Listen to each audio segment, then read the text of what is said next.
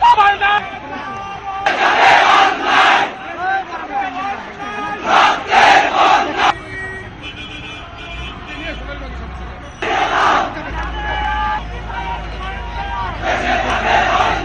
আমার জন্য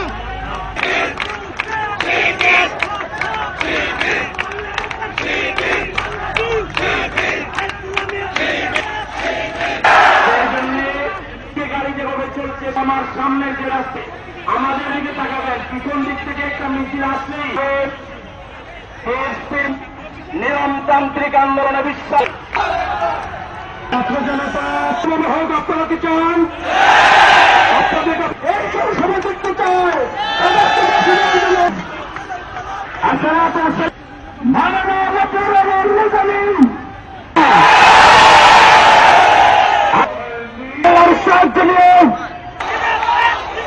আজকের এই জনসমুদ্রে এখন আপনাদের সামনে বক্তব্য রাখছেন বাংলাদেশ জামাত ইসলামের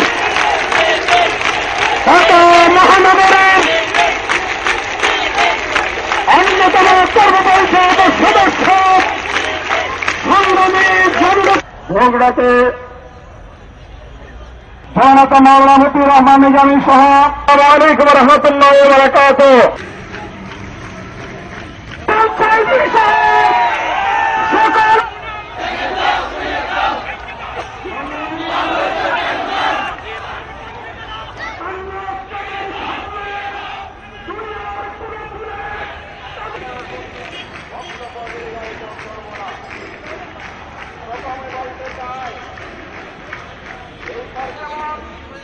সরকারের স্বরাষ্ট্র মন্ত্রণালয়ের স্বীকৃত